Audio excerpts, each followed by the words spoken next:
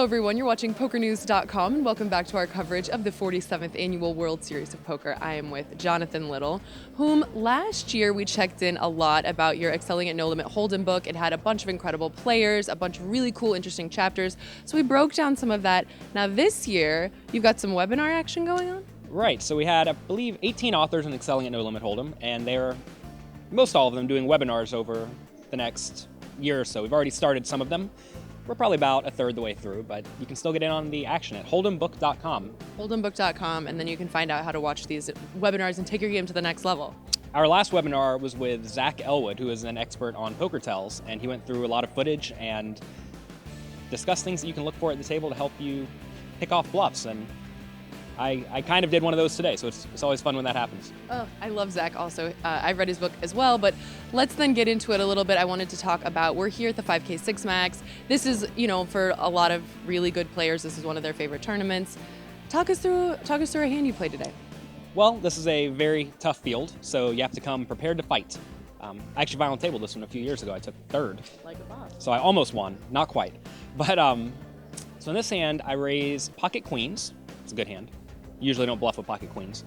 So I raised with pocket queens from the cutoff, and this small blind called. I have a very tough table. Everyone's good. Yeah, I noticed. So that's just how this field is typically.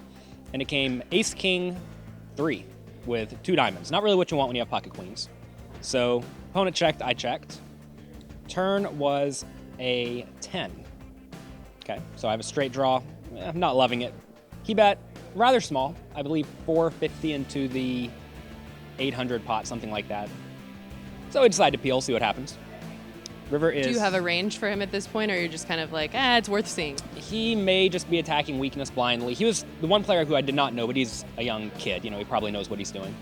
And when you check back the flop, you need to be kind of inclined to try to get the showdown. Of course, he may be betting with a lot of kings and aces there, but he may also just bluff sometimes. So. And do you think he's expecting you to c-bet anyways, so it's kind of like, I didn't, what's going on? Well, when you check behind, it often looks like either nothing or a marginal made hand.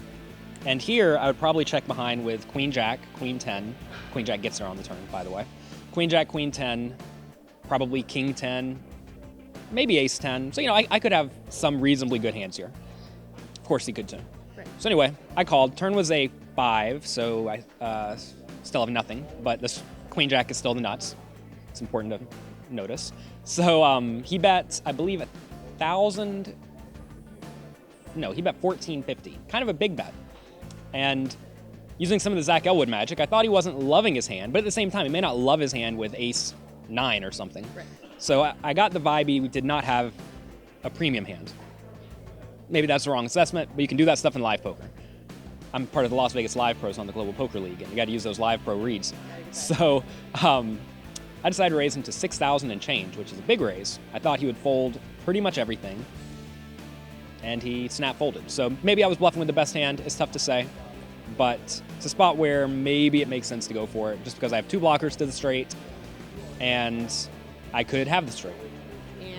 If you're using those live tells, sometimes it's that thing that just puts you over the edge. Got that math, and you got that little extra on the side. It gives you a little bonus, and this time it worked. Maybe it was a horrible bluff, who knows, but... You got the chips, that's all it takes. I got the chips. I'm doing pretty well so far. We started with 25,000. I have 32,000 at a horrible table, so I'm very happy with the start. Well, we'll see you at the final table then again. Let's actually get the bracelet this time.